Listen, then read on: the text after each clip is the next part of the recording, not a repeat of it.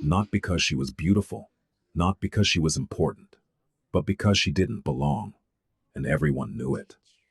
A size 22 woman, in a green dress, standing in a doorway full of crystal and candlelight, and people who looked like they'd been built in a factory. They looked at her arms, they looked at her hips, they looked at each other. A woman at the end of the table pressed her lips together so hard her jaw shook, trying not to laugh. Nobody said a word. They didn't have to. The silence said everything. She was the joke, sent there by someone who wanted to see what happens when a woman like her steps into a world like this. And she could feel it. Every stare, every whisper held behind teeth, every pair of eyes measuring her body and finding it wrong. She wanted to turn around. She wanted to disappear. But then, the man at the head of the table stood up, and what he did next, nobody in that room was prepared. For this is Margot's story. They sent her, as a joke, because of her weight. The Mafia boss's response. Silence the room. The girl in the lavender dress stood at the edge of the sidewalk, with her hands clasped so tightly her knuckles had gone white. She was 9 years old in her memory, standing outside the birthday party she had been invited to only because her mother had asked the other mother directly. Inside, through the bay window, she could see the other girls laughing at something. One of them held up a balloon animal shaped like a pig and pointed toward the front door. The birthday girl covered her mouth and doubled over with laughter. Margot Bellamy had turned around and walked 3 blocks home without ringing the doorbell. She never told her mother what happened. She simply said the party was fun. Now, 23 years later, Margot stood outside, a different building entirely, a limestone townhouse on the Upper East Side, with black iron railings and a door so polished it reflected the street, and her knuckles were white again. She could feel the lavender dress memory pressing against her ribs like a fist. She told herself this was different. She told herself she was a grown woman with a job to do. But the feeling was identical. The certainty that she was about to walk into a room that did not want her. She had no idea how right she was. 3 days earlier, Margot had been elbow deep in bread dough at Rossetti's Bakery on Arthur Avenue when her phone buzzed. Her cousin Nadia's name glowed on the cracked screen. Margot almost didn't answer. Conversations with Nadia always left her feeling smaller, though she could never quite explain why. Nadia had a way of wrapping cruelty and helpfulness, the way a wasp builds its nest inside something beautiful. "I have a job for you," Nadia said without greeting. "One night, private dinner. You'd be serving, helping the hostess, that sort of thing. They need someone last minute and the pay is $1,500. Margot wiped flour on her apron and pressed the phone harder against her ear. $1,500 was more than she made in 2 weeks at the bakery. Her mother's physical therapy bills had been stacking up like bricks against the front door, each one heavier than the last. Her younger brother Calvin needed new braces. The transmission on the Honda was slipping again. "Why me?" she asked, because she had learned to ask that question even when she didn't want to hear the answer. "Because you're reliable," Nadia said smoothly. "And you're available. It's this Saturday, a private residence in Manhattan, very upscale. You'd need something nice to wear." Margot looked down at herself. Size 22, flour dusted, hands rough from years of kneading and washing and lifting sheet pans in a hot kitchen. She owned exactly one dress that could be called nice. A dark green wrap dress her mother had given her for Christmas, the fabric soft as a whispered apology. "I can do it," she said. "Perfect." There was something in Nadia's voice that Margot couldn't name, a brightness that felt like the edge of a blade catching light. "I'll send you the details." What Margot didn't know, what she couldn't have known, was that the phone call had happened on speaker. Nadia was sitting in the back office of Lux Staffing, the boutique agency she managed, surrounded by 3 of her co-workers. When Margot said yes, Nadia pressed mute and the office erupted. "You didn't," said Jolene, the receptionist, her hand over her mouth. "I absolutely did." Nadia set the phone down and crossed her legs with the satisfaction of someone who had just solved a complicated equation. They asked for our most stunning girl for the Kavanaugh dinner. We're completely booked, so I'm sending Margot. The Kavanaugh dinner, repeated Priya, the booking coordinator, her eyes widening. As in Silas Kavanaugh, as in the man whose last companion was a literal runway model. That's the one, Nadia. They're going to lose it. They'll never hire us again. They won't trace it back to us. I told her it was a serving gig. She shows up, realizes it's a companion placement, doesn't know what to do. The whole thing falls apart.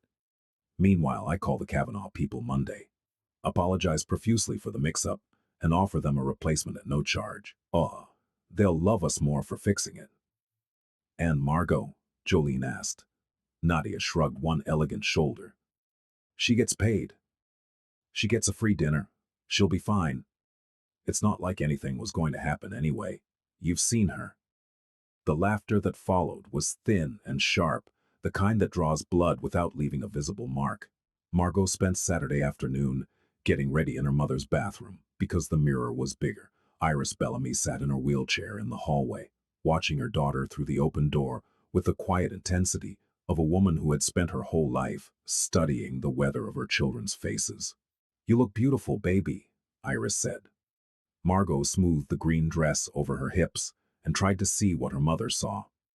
The mirror showed her a 32-year-old woman with dark auburn hair. She'd curled carefully, brown eyes she'd lined with a steady hand. Full lips she'd colored a deep berry. Her skin was clear. Her posture was good. But the mirror also showed everything else. The width of her arms, the roundness of her belly, the way the dress strained slightly at the zipper. She catalogued these things the way a prisoner catalogues the walls of their cell, with exhaustive, defeated familiarity. It's just a serving job, Margot said. Even so, Iris wheeled closer. Stand up straight. You carry yourself like you're apologizing for taking up space. Stop that. Margot met her mother's eyes in the mirror.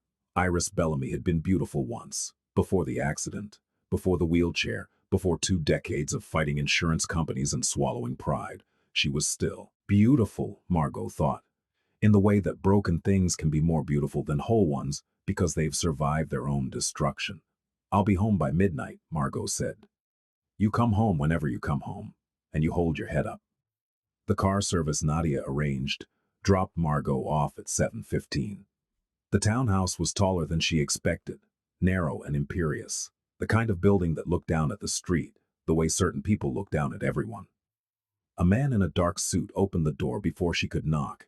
He was enormous, well over 6 feet, with the build of someone who had been hired specifically to be a barrier between the world and whatever existed on the other side of that door. Name, he said. Margot Bellamy. I'm with Lux Staffing. He checked a tablet, and something shifted in his expression. Not surprise exactly, more like the flicker of a card player who'd been dealt an unexpected hand. He recovered quickly, his face returning to professional neutrality, and stepped aside. Through the foyer, second door on the left. The foyer was floored in black and white marble. A chandelier hung overhead like frozen rain. The walls held paintings that Margot suspected cost more than her mother's house. She could smell something extraordinary. Roasted lamb, maybe, with garlic and rosemary, and underneath it, the woody scent of expensive cologne that had been left hanging in the air by someone who'd recently passed through.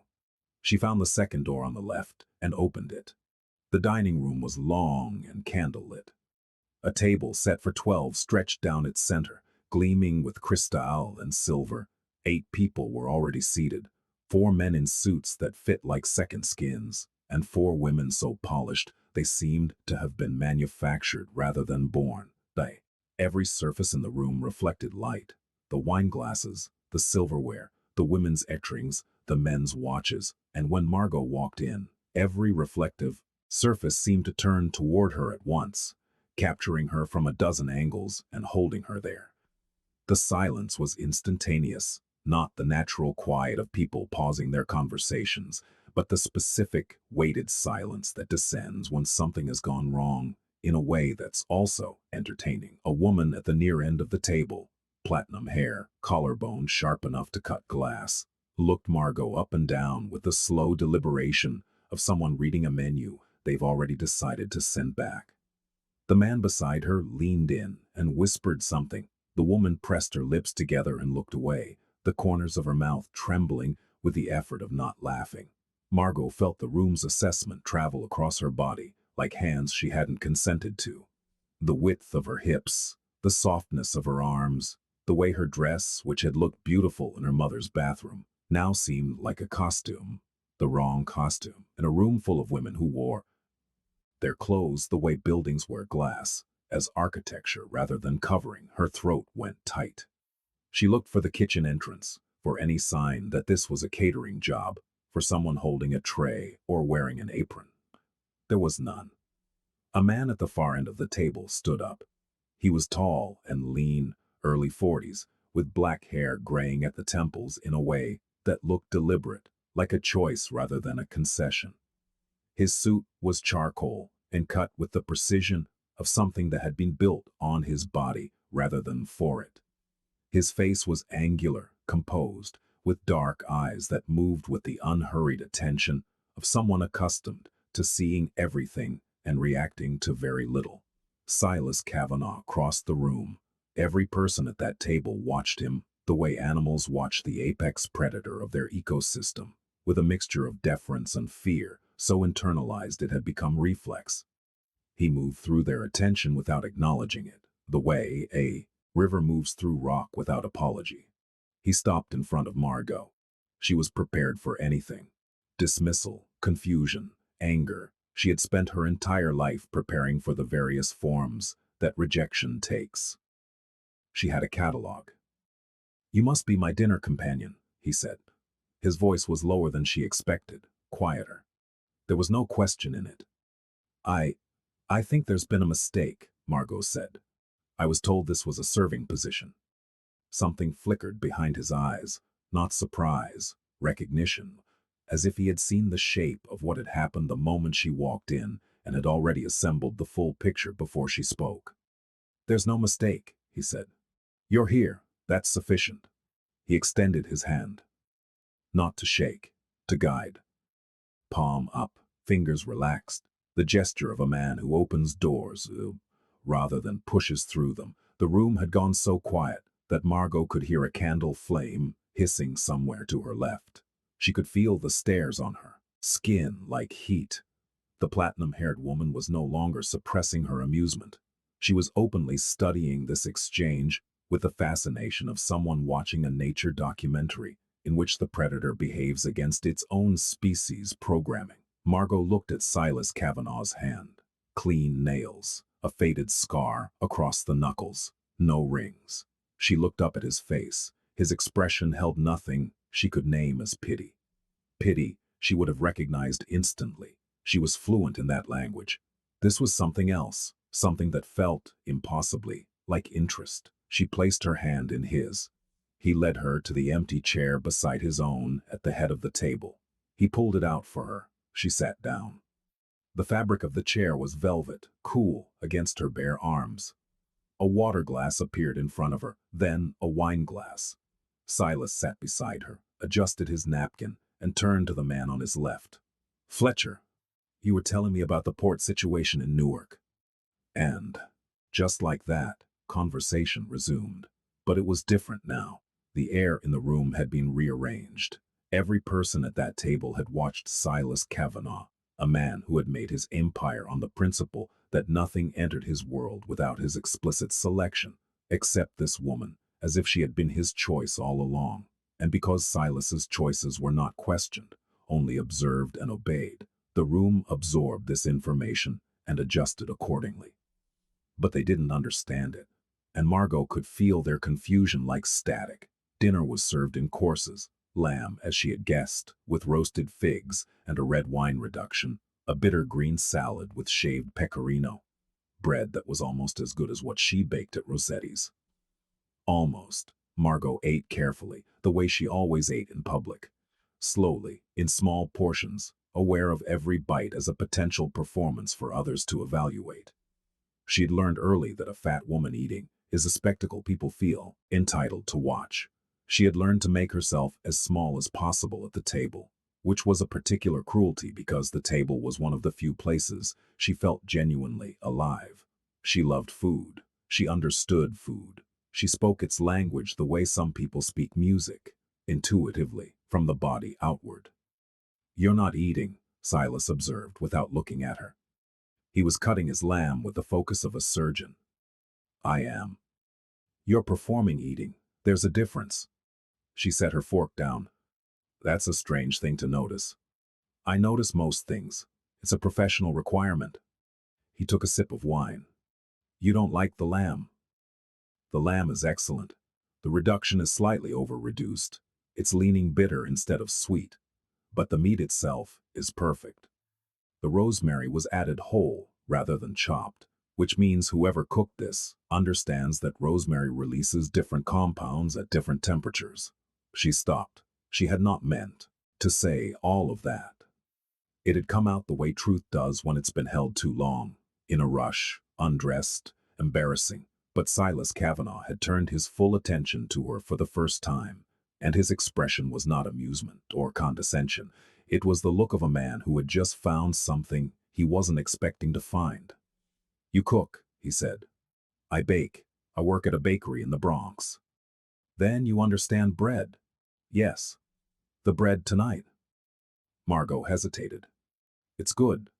Mass-produced good. The crumb is even, which means it was proofed in a controlled environment. But it doesn't have character. Real bread has imperfections, uneven air pockets, a crust that fights back. This bread is polite.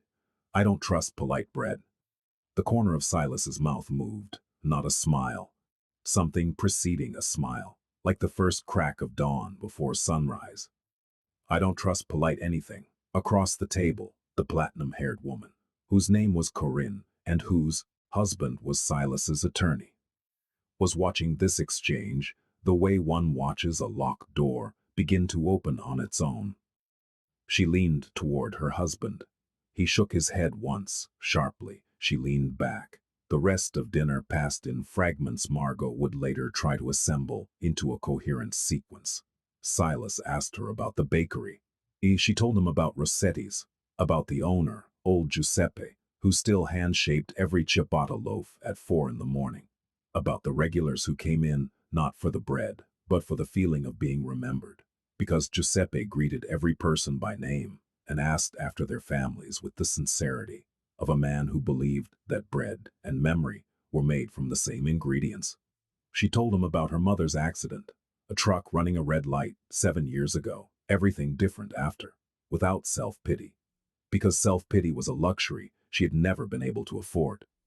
She told him about Calvin, who was 17 and brilliant and angry in the way that brilliant 17-year-olds are when they can see exactly how unfair the world is but can't yet change it. Silas listened.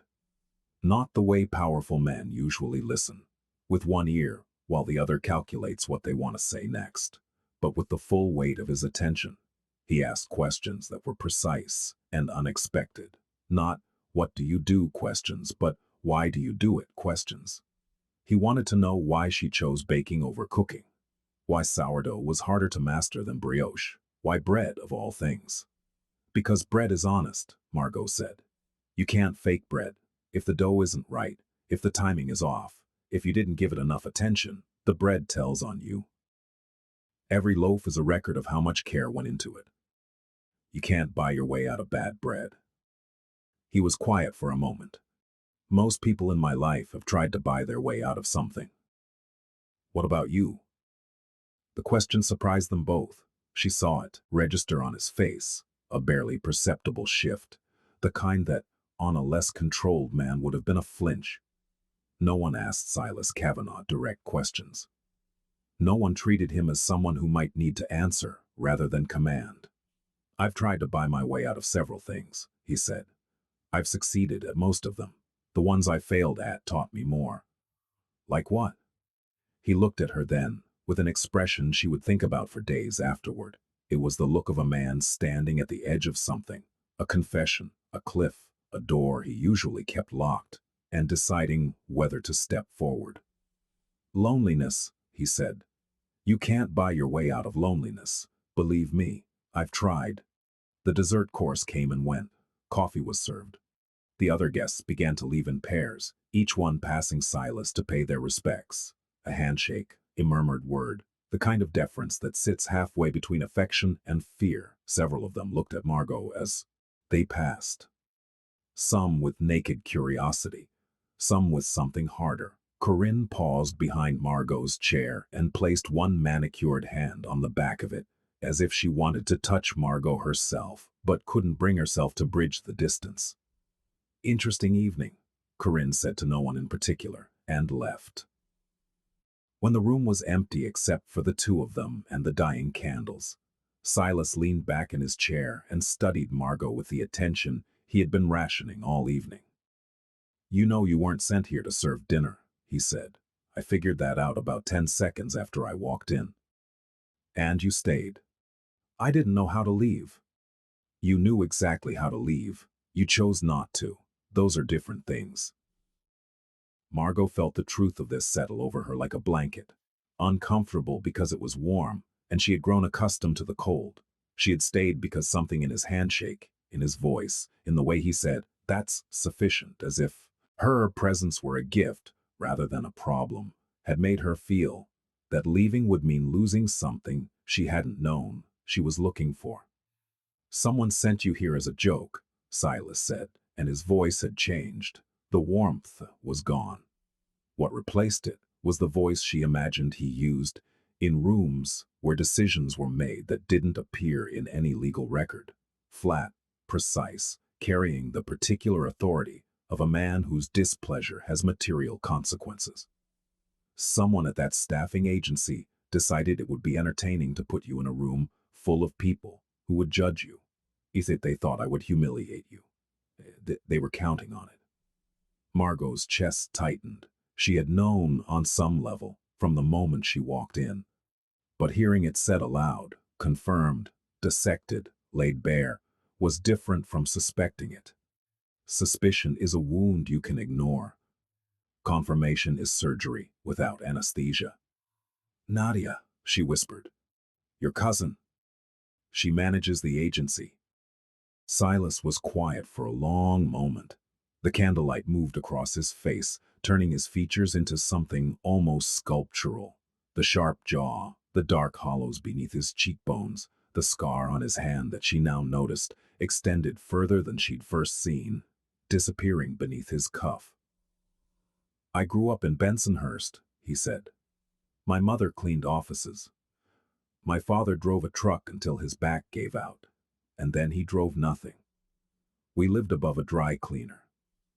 The building smelled like chemicals and other people's clothes. I was short for my age, didn't hit my growth until 16. Every day walking to school was an exercise in survival. You learn things when you're the smallest person in a dangerous room. You learn to see what other people miss. You learn to identify who is pretending and who is real. He paused. You're real. You don't know me. I know that you walked into a room that was designed to break you, and you sat down and talked about bread. That tells me that's everything I need to know about who you are. The car that took Margot home was black and silent and smelled like leather. She sat in the back seat and cried. Not the loud, theatrical crying of someone performing grief, but the quiet, chest-shaking crying of someone whose armor has been removed so gently they didn't realize it was gone until they felt the air on their skin. She did not expect to hear from Silas Kavanaugh again. Men like that did not call women like her. This was not pessimism. It was pattern recognition. 32 years of data, rigorously collected. He called the next morning. I'd like to see you, he said without preamble. Dinner, somewhere you choose. Why? Because I spent the entire night thinking about polite bread, and I've decided I need to try the impolite kind. She laughed before she could stop herself.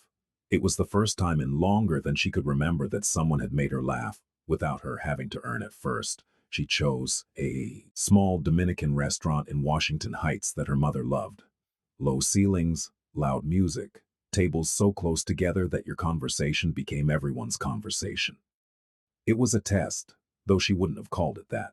She wanted to see how Silas Kavanaugh handled a room where his name meant nothing, where his suit was overdressed, where the food came on mismatched plates, and the wine was whatever was open.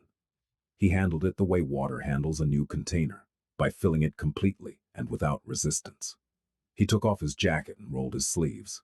He spoke Spanish to the owner, imperfect but earnest, with an accent that suggested he'd learned it from necessity rather than study. He ate the mofongo with his hands when the owner told him to, and he listened to the old man's story about leaving Santo Domingo in 1978 with $17 and a photograph of his mother, and Silas's eyes changed in a way that told Margot this story meant something to him that went beyond politeness. "You fit here," Margot said, surprised. "I fit in more places than people expect. That's deliberate." "Why?" "Because the moment people put you in a single category, they stop paying attention. And I never want anyone to stop paying attention to me. It's bad for business, and worse for survival." Their second date happened 4 days later at a gallery opening in Chelsea that Silas had been obligated to attend. He called her the morning of and said, "I have to go to a thing tonight. It will be full of people who buy art they don't understand to impress people they don't like. I'd rather not suffer alone." She almost said no. The instinct was automatic, the reflex of a woman who had learned that every public appearance was a potential ambush. But her mother's voice was in her head, sharp as a struck bell. "Stand up straight. Stop apologizing for taking up space." "What should I wear?" she asked. "Whatever you want. The people at these events dress for each other. I'd prefer you dress for yourself."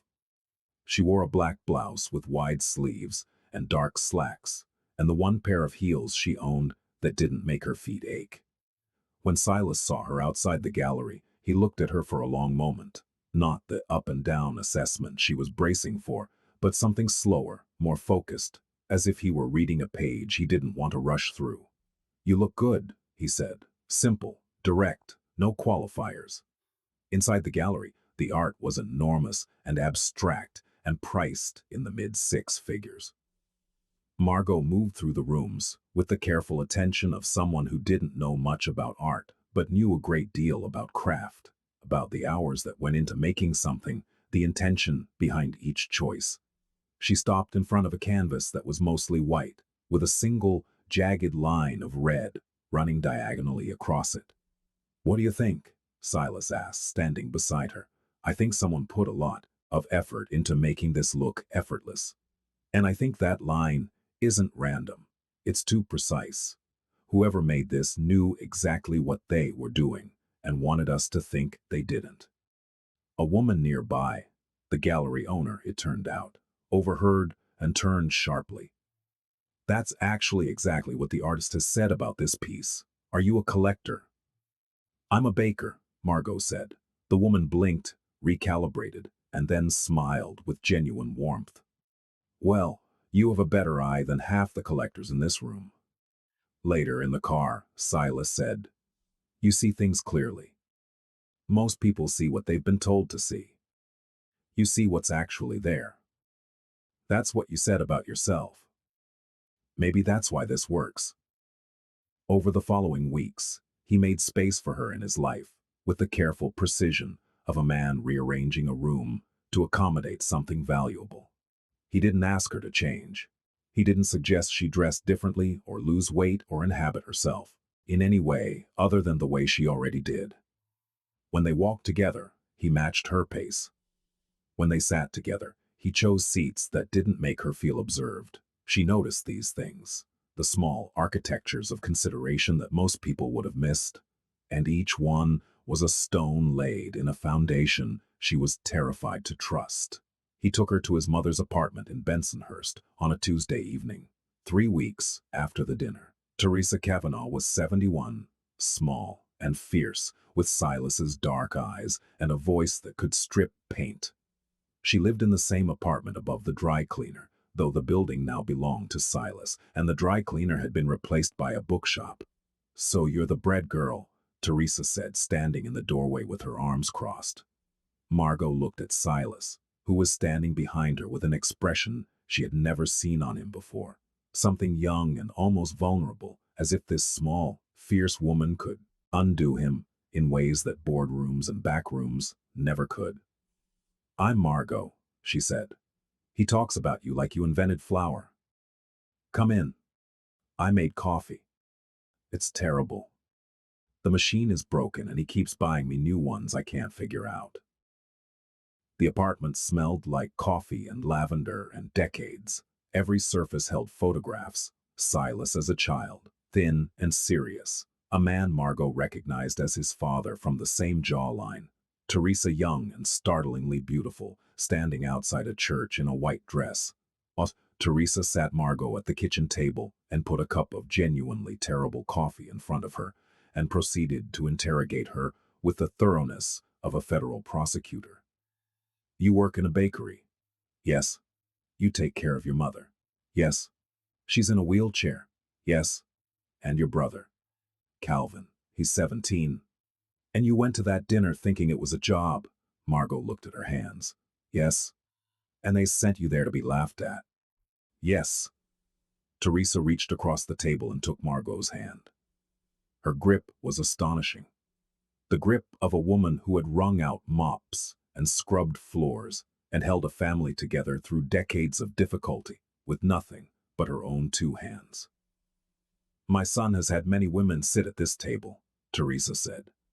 "Beautiful women, expensive women, women who smiled at me like I was a photograph they needed to pose with. None of them took a sip of this coffee without making a face." She looked at Margot's cup. Margot had drunk half of it. "You're either very kind or you have no taste buds." "The coffee is terrible," Margot said. "But you made it for me. That matters more." Teresa Kavanaugh looked at her son over Margot's shoulder. Whatever passed between them was silent and complete. Silas nodded once. "Stay for dinner," Teresa said. It wasn't a question. That night, driving back to the Bronx, Silas was quiet for a long time. The city moved past the windows, bridges and lights, and the particular darkness of water at night. "My mother has never asked anyone to stay for dinner," he said. "In 30 years of me bringing people to that apartment, she has never once asked anyone to stay." Margot felt something break open inside her, not painfully, the way things had broken before, but the way a seed breaks open.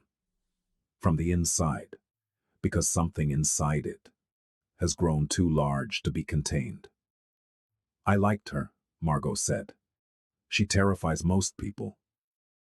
I grew up with Iris Bellamy. I'm immune to terrifying women." He laughed. It was a real laugh, unguarded, and it transformed his face into something she wanted to memorize. The way the angles softened, the way his eyes creased, the way he looked for just a moment, like the boy from Bensonhurst who had walked to school every day through a world that wanted to eat him alive and had somehow emerged whole. But the fear didn't go away. It lived inside Margot like a second skeleton.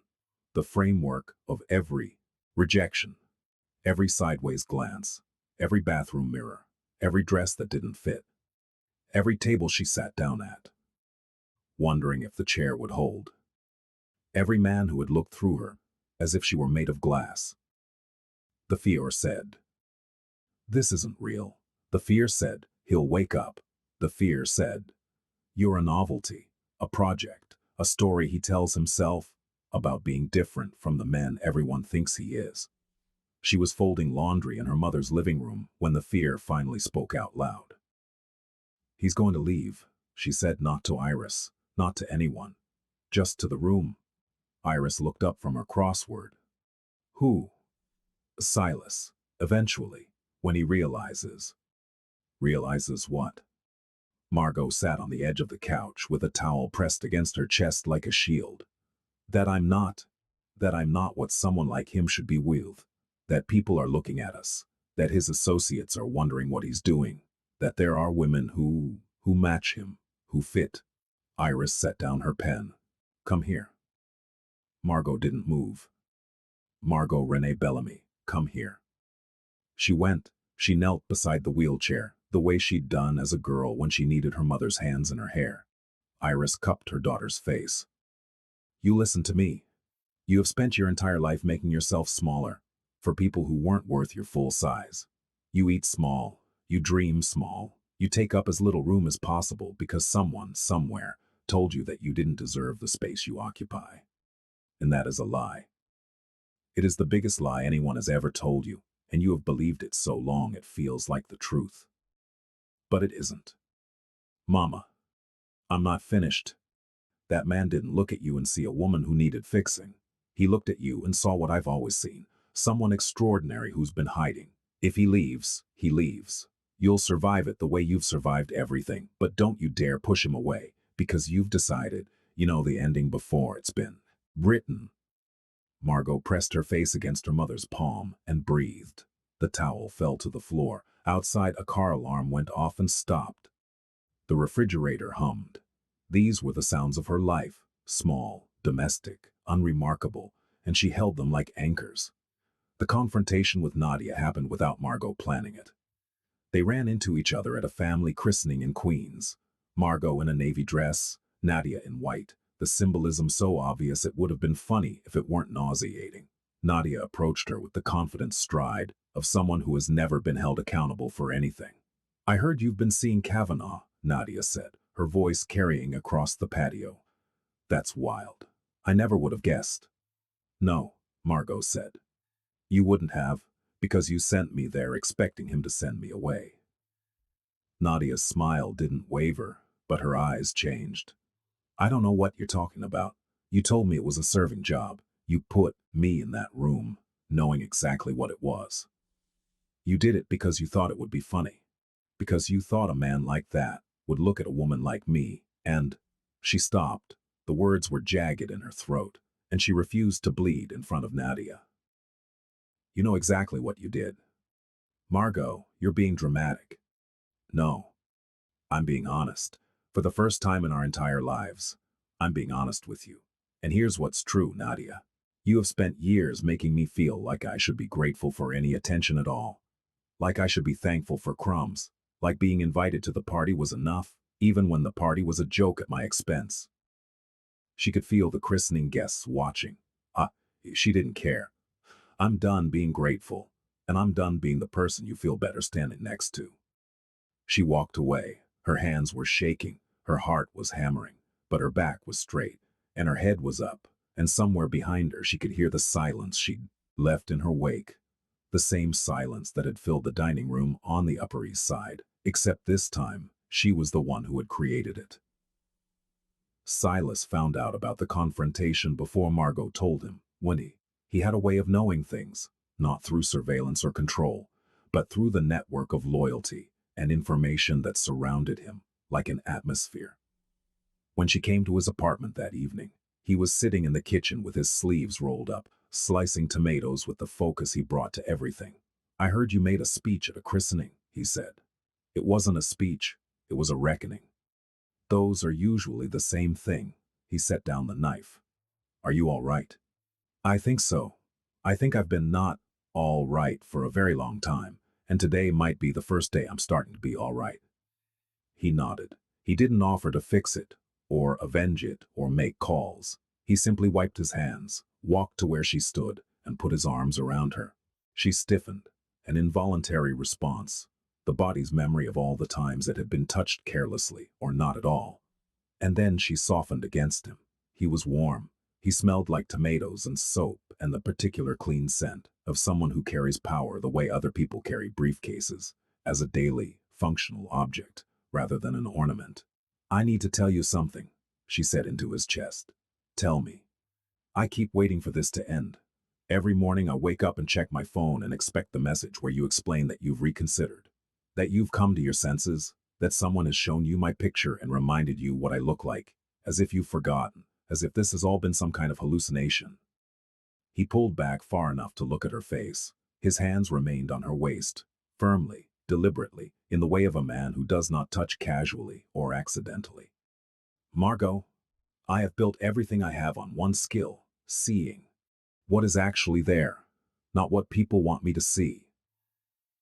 Every person in my life, Every associate, every competitor, every so-called friend performs for me. They show me what they think I want. They are careful and calculated and rehearsed. You walked into a room designed to humiliate you, and you talked to me about bread, real bread, honest bread. His jaw tightened. Do you understand how rare that is? In my world, in any world. I'm not rare. I'm just... Do not finish that sentence. Do not stand in my kitchen and diminish yourself. You have done that for everyone else your entire life. You do not do it here. The force of it, not anger, but something fiercer, the intensity of a man defending the thing he has decided to protect, silenced her. Not the way the room had silenced when he chose her at the dinner. A different silence. The silence of someone hearing, for the first time, a truth they have needed their whole life to hear. He kissed her. It was careful, almost deliberate, the way he did everything. Not tentative, not hesitant, but intentional. A choice made with full awareness of its weight. When he pulled back, his thumb traced her jawline, and she realized she was crying again. "Stop waiting for me to leave," he said. "I'm not going anywhere." The months that followed were not a fairy tale. Margot did not transform. She did not lose weight. She did not wake up one morning and see a different woman in the mirror. What changed was subtler and more significant. She began to see the woman in the mirror as someone worth looking at. Not because of what Silas saw in her, but because his vision had given her permission to see herself through something other than the lens of shame. She continued working at Rossetti's. Silas never asked her to stop.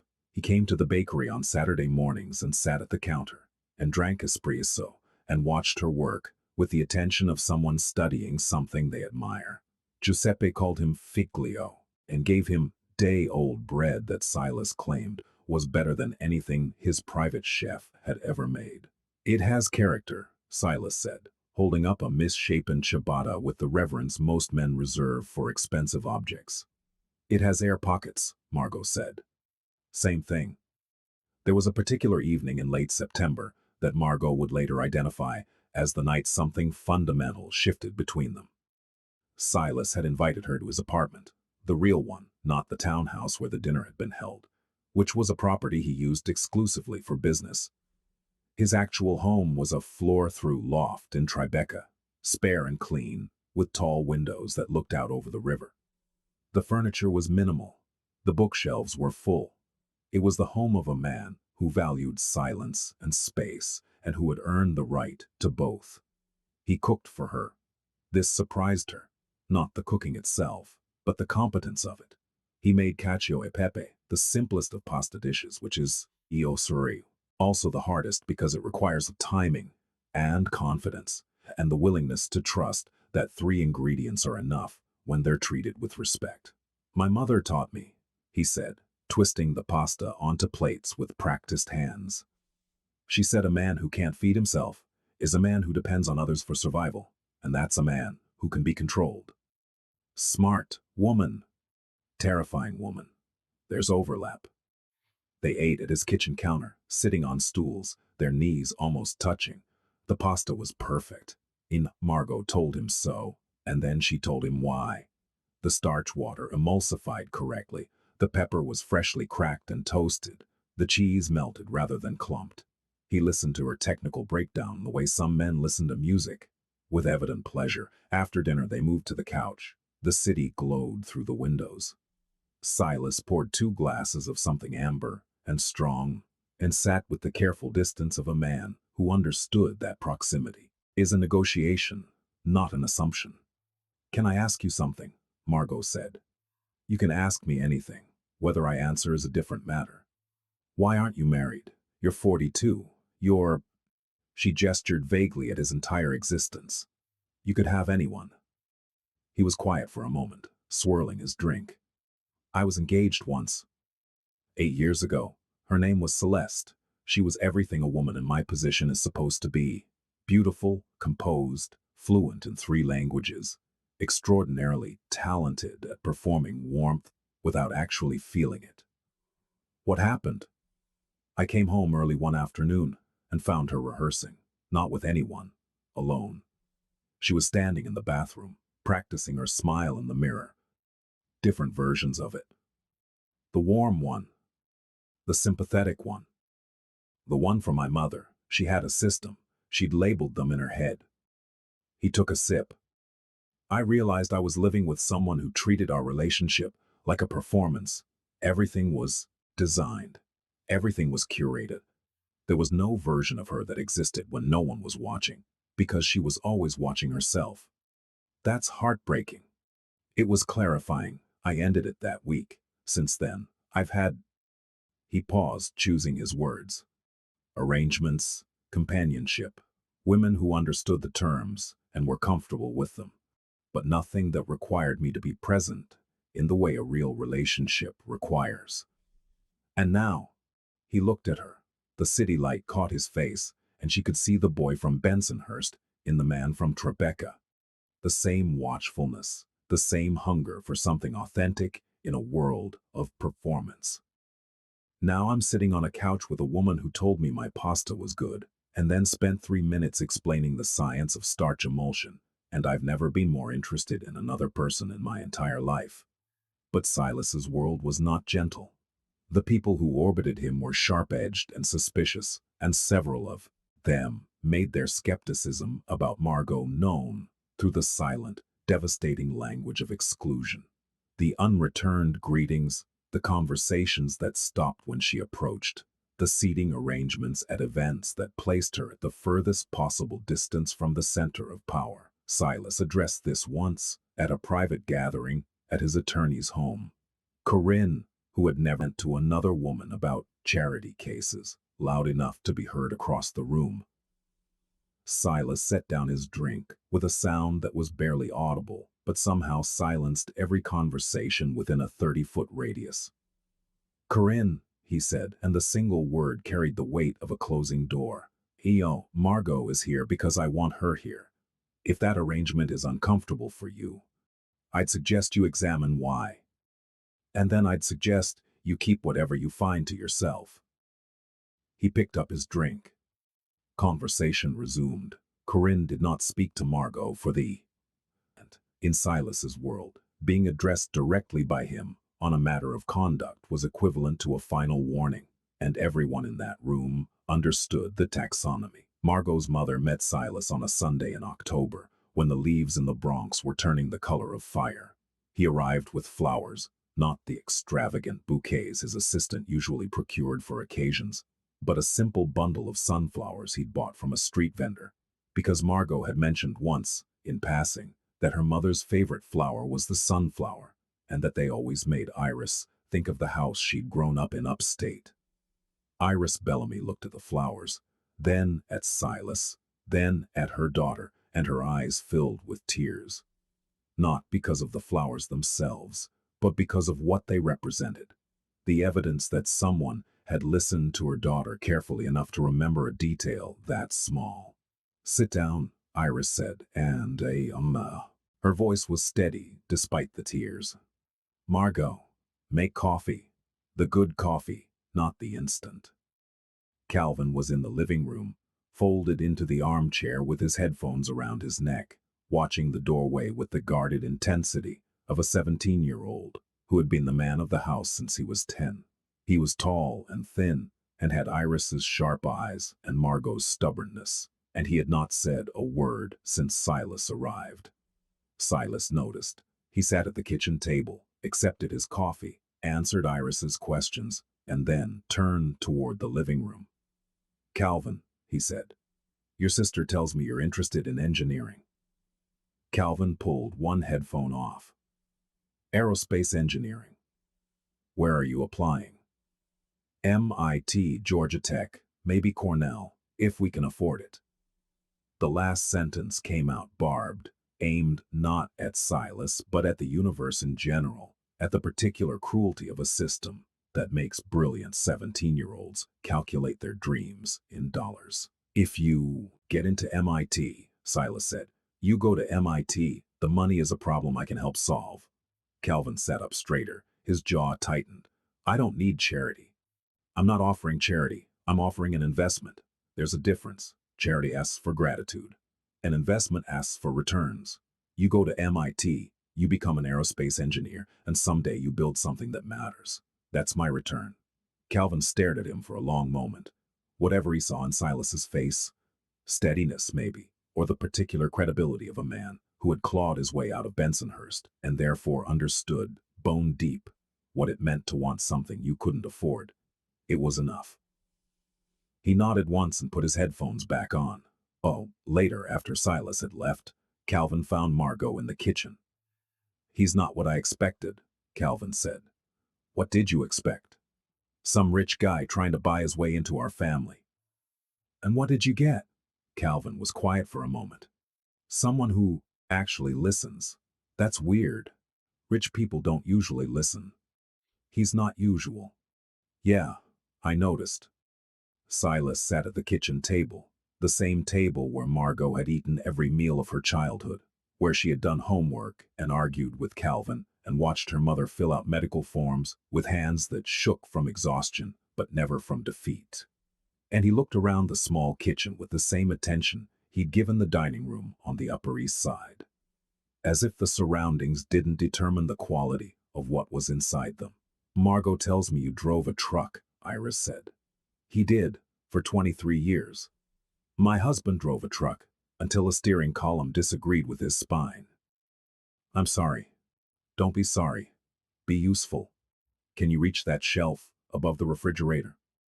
"Margot's brother put the good plates up there 2 Thanksgivings ago, and neither of us has been able to reach them since." Silas stood, reached the shelf easily, and handed down a set of plates painted with blue flowers. Iris ran her thumb over one of them. "My mother's plates," she said. "She brought them from North Carolina in a cardboard box in 1961. Not a single one has broken in 65 years." She looked up at Silas. "I believe in things that last, Mr. Kavanaugh." "So do I, Mrs. Bellamy." "Then we understand each other." The proposal didn't happen the way proposals happen in stories. There was no restaurant, no ring in a champagne glass, no dramatic gesture designed to be witnessed and admired. It happened in the kitchen of Rossetti's bakery at 5:30 in the morning, while Margot was shaping sourdough loaves, and Silas was sitting on a flour-dusted stool, drinking espresso that was far too strong. "Marry me," he said. She didn't stop shaping the dough. Her hands continued their work, folding, turning, pressing with the heel of her palm, because bread requires consistency, and so does love, and she had learned that the things worth having are the things you build with steady hands. "You're proposing to me in a bakery at 5 in the morning." "I am. I have flour in my hair." "I know. Your mother will say it's not romantic enough." "My mother will say I should have done it months ago." Margot looked at him. Dawn was beginning to press against the bakery windows, turning the room gold. His sleeves were rolled up. There was a dusting of flour on his forearm from where he'd leaned on the counter. His eyes were dark and steady and completely, unmistakably certain. "Yes," she said. She went back to the bread. He went back to his espresso, and the morning continued, the way mornings do, carrying ordinary people through extraordinary moments without stopping to mark the occasion. They married in December in a small ceremony at Teresa Kavanaugh's apartment above the bookshop in Bensonhurst. 40 people, no photographers from society pages, no crystal chandeliers or imported flowers. Instead, candles on every surface, and the smell of Teresa's cooking filling every room, and the sound of Giuseppe Rossetti arguing with Calvin about whether New York pizza was superior to Neapolitan pizza, a debate that would continue, unresolved, for years. Margot wore a dress the color of champagne that she'd chosen herself, not to hide in, but to be seen in. Calvin walked her through the narrow hallway. Iris watched from her wheelchair with tears streaming down her face and an expression of such ferocious pride that several guests later said they'd never seen anything more beautiful. Teresa made coffee. It was still terrible. Everyone drank it anyway. On the evening of their wedding, after the guests had gone, and the apartment was quiet, except for the sound of the city breathing outside the windows, Margot stood in the bathroom and looked at herself in the mirror. She was still a size 22. Her hair was still curling out of its careful arrangement. Her mascara had smudged from crying during the vows. She looked objectively like a woman who had been through an emotional day and was showing every minute of it on her face. But she did not look away. She did not catalog her flaws. She did not perform the ritual inventory of everything that was wrong, everything that needed fixing, everything that took up too much space. She looked at herself the way she looked at a finished loaf of bread, with recognition, with respect, with the understanding that imperfection is not a failure, but a signature, the proof that something was made by hand, with care, by someone who showed up every day and did the work. Silas appeared in the doorway behind her. He was still in his wedding shirt, top button undone, sleeves rolled up. He looked at her reflection in the mirror. "What do you see?" he asked. She considered the question. She thought about the girl in the lavender dress who had walked away from the birthday party. She thought about the woman in the green wrap dress who had walked into a room designed to destroy her and had refused to be destroyed. She thought about bread, honest bread, imperfect bread, the kind that takes time and attention and heat and pressure and emerges from the oven, transformed not into something different from what it was, but into the fullest expression of what it was always going to become. "I see someone who's enough," she said. He kissed the side of her neck. "You've always been enough. The world just took its time catching up." Outside, the city moved and breathed and carried on. Somewhere in Washington Heights, the Dominican restaurant owner was closing up for the night, stacking chairs on tables and humming a song from a country he left 48 years ago. Somewhere in the Bronx, Iris Bellamy was looking at a photograph of her daughter's wedding on a phone screen Calvin was holding up for her, and she was smiling with the satisfaction of a woman who had planted a seed in hard ground and lived long enough to see it bloom. Somewhere on Arthur Avenue, Rossetti's bakery sat dark and quiet, the ovens cooling, the counters clean, the yeast dormant in its containers, waiting for morning, waiting for hands, waiting to become something that would nourish the people who needed it most. And in a bathroom in Bensonhurst, a woman who had spent her whole life being told she was too much, finally understood that she had always been exactly right. She turned off the bathroom light and walked into the bedroom where her husband was waiting, reading a book with his glasses on.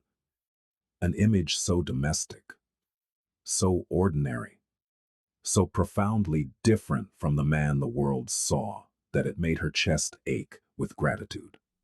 "Come to bed," he said without looking up. Then he looked up. "Why are you smiling?" "Because I'm happy, and because I keep expecting the happiness to have a catch, and it doesn't. There's no catch." He set the book down. "There's no catch." She climbed into bed beside him. The sheets were cool. The city hummed. Outside, somewhere in the distance, a church bell struck midnight, the sound traveling across the rooftops of a borough that had sheltered them both, in different decades, in different ways, and delivered them to this exact moment. The bread was proof. The love was proof. The life she was building, by hand, with care, full of imperfections and character, and the stubborn refusal to be anything other than real, was the proof. And it was enough. It was more than enough.